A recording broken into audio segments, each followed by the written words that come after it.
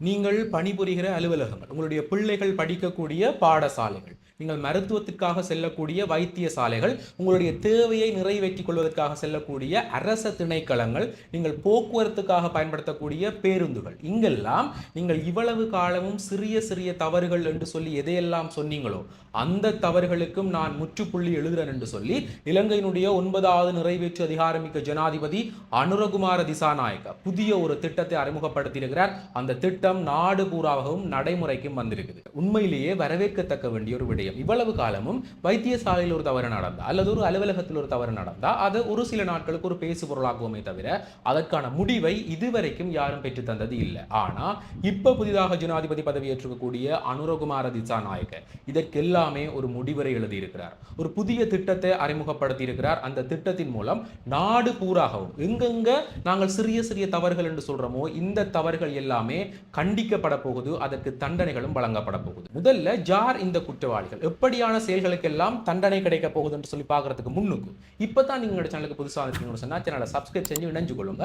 அப்பதான் இது தொடர்பில் நாங்கள் போடக்கூடிய சகல காணொலிகளையும் நீங்க பார்க்கக்கூடியது போல இருக்கும். அதன்படி அனுரகுமார திசாநாயக்கனுடைய இந்த புதிய திட்டத்தின்படி எப்படியானவர்கள் எல்லாம் கண்காணிக்கப்பட போகிறார்கள், என்னென்ன செயல்களுக்கெல்லாம் தண்டனைகள் கிடைக்க போகுது என்று சொன்னா, போக்குவரத்து விதிமீறலுக்காக லஞ்சம் வாங்கும் போலீசார், பாடசாலை நேரத்தில் தனியார் நிறுவனங்களில் வகுப்பெடுக்கும் பாடசாலை ஆசிரியர்கள், நோயாளிகளை கடிந்து பேசும் தாதியர்கள் மற்றும் வைத்தியர்கள், கடமை நேரத்தில் தனியார் வைத்தியசாலைகளில் பிழைப்பு நடத்தும் வைத்தியர்கள், சேவை பெறுநர்களை ஒருமையில் மரியாதை குறைவாக நடத்தும் அதிகாரிகள், அலுவலகம் ஒன்றிலிருந்து அல்லது பொதுமக்களிடமிருந்து கிடைக்கப்பெறும் கடிதங்களுக்கு 14 நாட்களுக்குள் பதிலளிக்காத உத்தியோகத்தர்கள், அரசு அலுவலகங்களில் 30 நிமிடத்துக்கு மேலாக சேவையை வழங்காமல் தேவையற்ற இழுத்தறிப்பு செய்யும் அரச சேவையாளர்கள், சட்டத்துக்கும் சிஸ்டத்துக்கும் புறம்பாக அடிமட்ட உத்தியோகத்தர்களை பழிவாங்கும் மேலதிகாரிகள், கட்டுப்பாடு விலையை கடந்து பொருட்களை விற்கும் கடைக்காரர், அரச அலுவலகங்களில் கடமையை செய்யாமல் மக்களை அலைக்கழிக்கும் அரசாங்க உத்தியோகத்தர்கள் மற்றும் அரச அதிகாரிகள், அரச பேருந்தில் பயணச்சீட்டு வாங்காமல் காசை வேண்டும் நடத்துனர்கள்.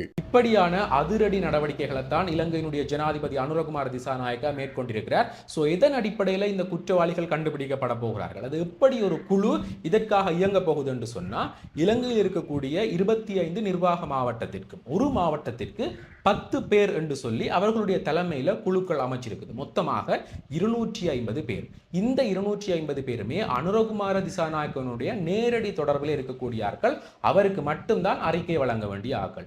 இவர்கள் என்ன செய்ய போகிறார்கள் என்று சொன்னால், அவர்களுக்கு கீழே குழுக்களை வச்சு கண்காணிக்க போகிறார்கள். இப்படியான தவறுகள் யாராவது செய்தா அதற்கான போதிய அளவான ஆதாரத்தோட அவர்கள்ட்ட கொடுக்கிற பட்சத்தில் தவறு செய்திருக்கக்கூடிய நபருக்கு 48 மணித்தியாலத்தில் தண்டனைகள் வழங்கப்படும் என்று சொல்லி உறுதிமொழி அளிக்கப்பட்டிருக்கிறது. அதாவது ஒரு அரச உத்தியோகத்தர் என்று சொன்னால் அவருடைய வேலை பறிபோகலாம், சிறை தண்டனை அனுபவிக்க வேண்டி நேரிடும், கணக்க கட்டண காசுகள் செலுத்த வேண்டிய ஒரு நிர்பந்தத்துக்கும் அவர் ஆளாவார்.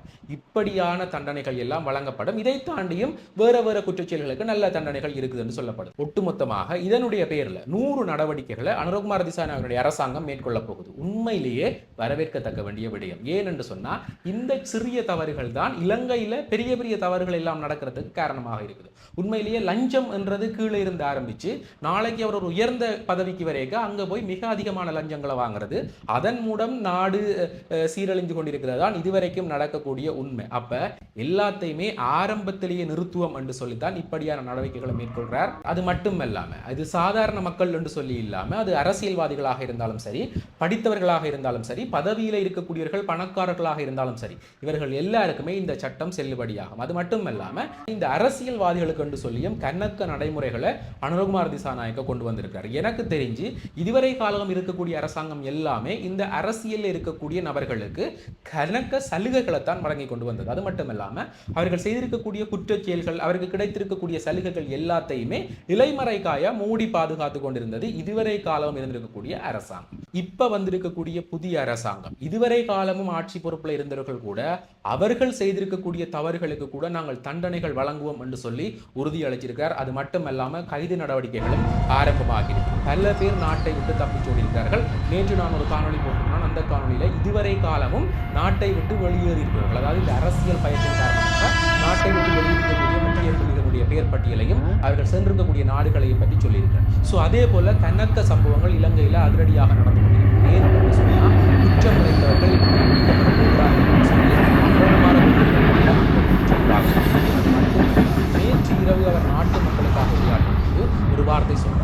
இலங்கையில சிங்கள, தமிழ், முஸ்லீம் என்ற பேதத்துக்கே இடம் இல்லை. எல்லாருமே ஒற்றுமையான மக்கள், எல்லாருமே அவர்களுடைய உரிமையை அனுபவிக்கிறதுக்கு ஏதுவானவர்கள். ஸோ இப்படியான விடயங்கள், அதாவது இனத்தை மதத்தை வச்சு பிரிக்கிற விடயங்கள் இனிமேல் இலங்கையில நடக்காது என்று சொல்லி அவர் ஒரு வாக்குறுதி அளித்திருக்கிறார். வரவேற்கத்தக்க வேண்டிய விடயம். ஏனென்று சொன்னால் இதுவரை காலம் இருந்திருக்கக்கூடிய ஆட்சியாளர்கள் எந்த விடயத்தை ஒரு ஆயுதமாக பயன்படுத்தி கொண்டு அரசியல் ஆசனங்களை கைப்பற்றி கொண்டிருந்தார்களோ இனிமேல் அது நடக்க போகிறது இல்லை. மக்கள் வெளிப்படைஞ்சிருக்கிறார்கள் ஒரு பக்கம். அது மட்டுமல்லாமல் ஆட்சி கூட மீறி இருக்கக்கூடிய ஆட்சியாளர்களும் மக்கள் என்னத்தை நிற்கிறார்களோ அதற்கேற்ற ஒரு ஆட்சியை வழங்கி கொண்டிருக்கிறார். உங்களுக்கு எல்லாருக்குமே தெரிஞ்சிருக்கும், புதிய 23 சட்டங்களை அனுமதிமாக கொண்டு உண்மையிலேயே இலங்கை அரசாங்கத்துக்கு தேவையான அந்த 23 சட்டம். ஏன் என்று சொன்னால் இதுவரை காலமும் பொருளாதார நெருக்கடி எங்களால் மீள முடியல, கடன் சுமை.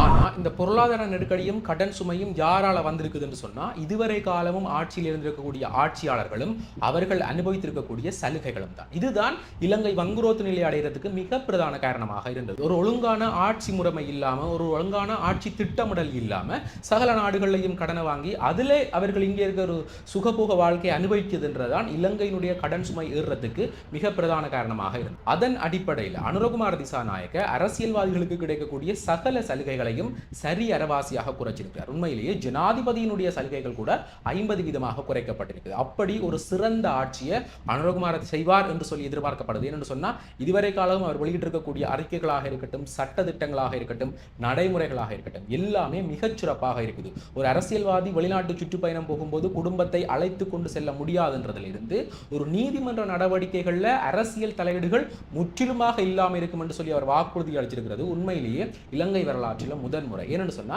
இப்படியான செயற்பாடுகள் எல்லாம் இல்லாட்டிக்கு நீதித்துறை ஒழுங்கா இருக்கும். அதே போல இந்த அரசியல்வாதிகளுடைய சலுகைகள் நிப்பாட்டப்படைக்க ஆடம்பர செலவுகள் மிக மிக குறையுது. அதே போல உண்மையிலேயே நீங்கள் எல்லாரும் ஒரு காணொலி பார்த்திருப்பீங்க, இந்த நேற்றைக்கு முந்தின நாள் என்று சொல்லி 2 தினங்களையும் கொழும்புல இருக்கக்கூடிய கோல் ஃபேஸ்ல அரசியல்வாதிகள் பயன்படுத்தி இருக்கக்கூடிய வாகனங்களை கொண்டு வந்து நிறுத்திவிட்டு சென்றிருந்தார்கள். உண்மையிலேயே இந்த வாகனங்களை ஒப்படைக்குமாறு அனுரகுமார தரப்பில் இருந்து போயிருக்கக்கூடிய உத்தரவுக்கு அமையதான் அந்த வாகனங்கள் ஒப்படைக்கப்பட்டிருக்குது. ஆனாலும் அதை ஒரு காட்சி பொருள் ஆக்கணும் என்று சொல்லி அவர்கள் கோல் ஃபேஸ்ல நிப்பாட்டியிருக்கிறார்கள். இதன் அடிப்படையில் என்ன ஒரு விடயம் தெளிவாகுது என்று சொன்னா, இந்த வாகனங்களை பார்க்க போறார்கள், இது அதிக எரிபொருள் செலவு கொண்ட வாகனங்களா?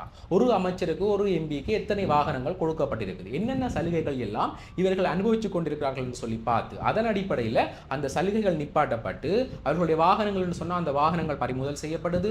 அதிக எரிபொருள் கொண்ட வாகனங்கள் என்று சொன்னால் அதற்கு பதிலாக வேறு வாகனங்கள் வழங்கப்படுது என்று சொல்லி கணக்க நல்ல திட்டங்களை அனுரகுமார் தரப்பில் இருந்து பேச்சென்று சொல்லி இல்லாம நடைமுறையாக அவர் செயற்படுத்தி கொண்டிருக்கார். உண்மையிலேயே வரவேற்கத்தக்க வேண்டிய விடயம்.